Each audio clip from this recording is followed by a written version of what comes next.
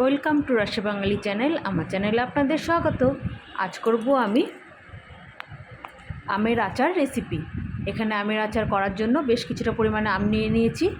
এটা আমাদের গাছেরই আম, যার জন্য সব কিছু হয়তো সম্পূর্ণ হয়তো ভালো থাকবে না, দু একটা হয়তো খারাপও বেরোবে। তো ওগুলোকে বাটটার দিয়ে আমি কেটে নিচ্ছি।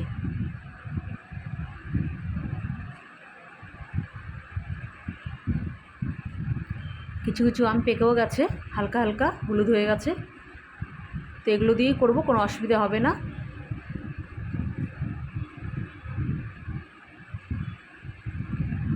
আমি ঠিক এরকম করে কেটে নিচ্ছি, চৌকো চৌকো করে। আপনারা চাইলেও লম্বা লম্বা করেও কাটতে পারেন।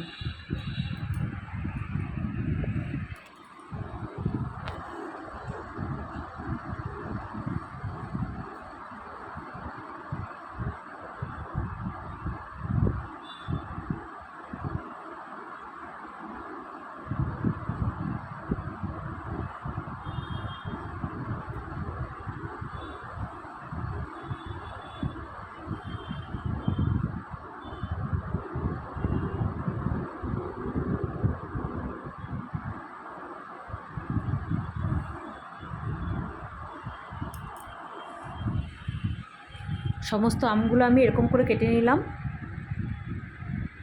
কিন্তু কাটার পরে আর জল দিয়ে ধুবেন না, আগেই ধুয়ে নেবেন। এখন বেশ কিছুটা পরিমাণে লবণ দিচ্ছি। আম যেহেতু খুবই টক, তার জন্য অনেকটা পরিমাণেই লবণ লাগবে। আমি এখানে অনেকটা পরিমাণে লবণ দিয়ে দিলাম। এটা দেখে বুঝে নিতে হবে কতটা দিয়েছি। আর দিয়ে দিচ্ছি হলুদ, সেটাও বেশ অনেকটা।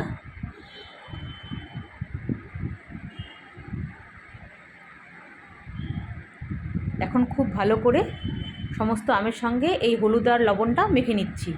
এরকম করে ঝাঁকিয়েও মেখে নিলেও হবে, বা হাত দিয়ে ডলেও মেখে নিতে পারেন, কিন্তু ভালো করে যেন মিশে যায় সেভাবে করে মেখে নিতে হবে। এটা এখন চাপা দিয়ে রাখবো প্রায় 3-4 ঘন্টার জন্য। ভালো করে মেখে নেওয়া হয়ে গেছে।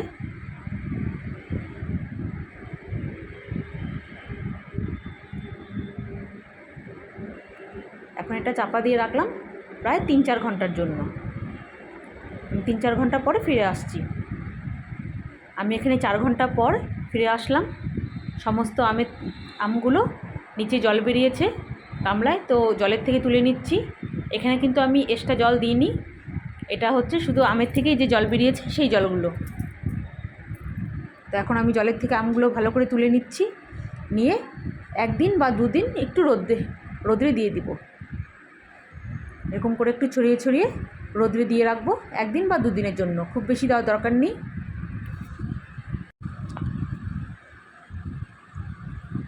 বেশ 2 দিন হয়ে গেছে। 2 দিন পরে আমি আবার দেখাচ্ছি। আমি এখানে আমগুলো নিয়ে নিয়েছি। দেখুন আমগুলো কালার একদম চেঞ্জ হয়ে গেছে, একদম পাল্টে গেছে কালার। বেশ একটু সবুজ জিনিসটা আর নেই, কেমন ঘোলা ঘোলা কালার হয়ে গেছে।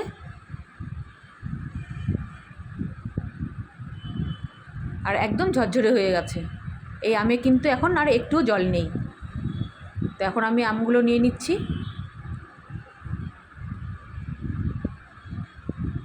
দেখুন একদম কালার চেঞ্জ হয়ে গেছে, আর সমস্ত আম একদম ঝরঝরে হয়ে গেছে।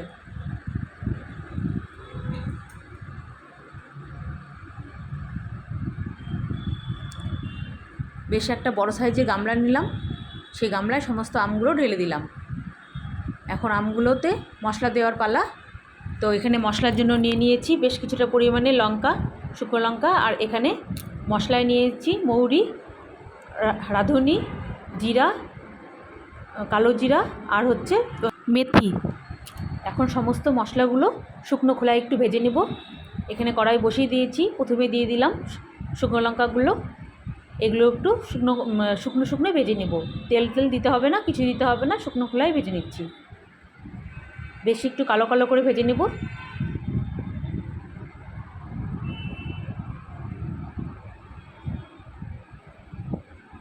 বেশ একটু কালো কালো হয়ে আসছে। এখন এটা নামিয়ে নিচ্ছি। আর এখন দিয়ে দেবো বাকি মশলাগুলো। এই শুকনো খোলাতেই বাকি মশলাগুলো দিয়ে দিচ্ছি। আপনারা এরকম ভাগ ভাগ করে মশলা না নিয়েও শুধু যদি 5 ফোড়ন নিয়ে নেন তাও হবে, পাঁচফোড়নের মধ্যে যা যা আছে এখানেও তাই তাই আছে।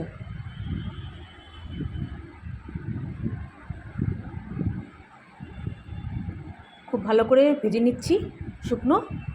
খুব সুন্দর একটা সেন্ট যখনই আসবে তখনই বোঝা যাবে যে হ্যাঁ মশলাটা ভাজা হয়ে গেছে, তখন নামিয়ে নিতে হবে।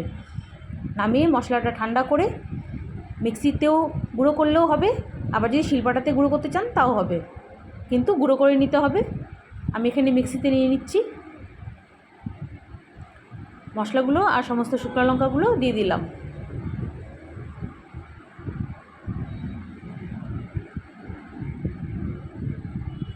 দিয়ে দিলাম অল্প লবণ, কারণ আমার আমের ওখানে কিন্তু আম যখন লবণ হলুদ দিয়ে মেখে রাখা হয়েছিল তখন কিন্তু এই জলের সঙ্গে অনেকটাই লবণ বেরিয়ে গেছে, যার জন্য এখানে একটু লবণ দিয়ে দিলাম।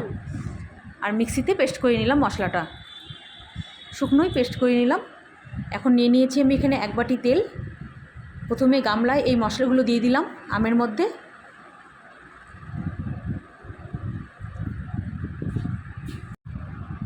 আমি এখানে 1 বাটি তেল নিয়েছি, সরষের তেল, কাঁচা সরষের তেল। এই তেলটা দিয়ে দিলাম। এখন খুব ভালো করে মশলার সঙ্গে আমটা মিশিয়ে নিব।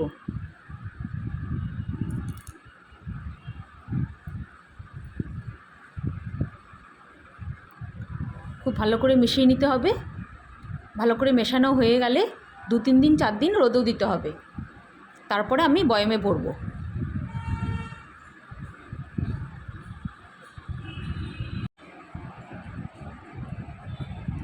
খুব ভালো করে মেশানো হয়ে গেছে।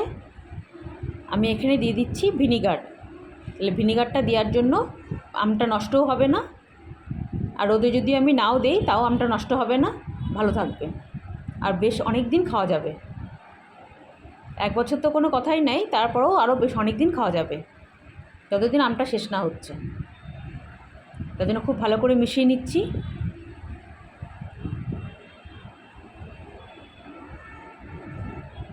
আপনারা চাইলে ভিনিগারটা নাও দিতে পারেন, ভিনিগারটা কিন্তু অপশনাল। দিলেও হবে, না দিলেও হবে। আমটা এমনিতেই থাকবে, 2-3 বছর আরামসে থাকবে। ঢাকনা চাপা দিয়ে রেখে দিয়েছিলাম। এখানে প্রতিদিন আমি একটু করে রোদে দিচ্ছিলাম, 2-3 দিন রোদে দেওয়া হয়ে গেছে। এখন আমটা আমি বয়ামে ভরে নিচ্ছি।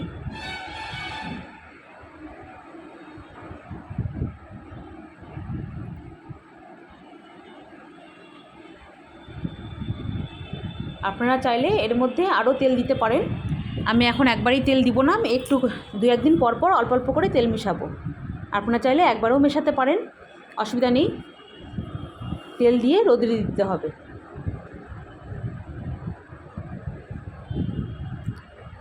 বেশ কিছুদিন টানা রোদে দিলে আমটাও সুন্দর নরম হয়ে যাবে, মজে যাবে, আর খেতেও খুব সুন্দর হবে।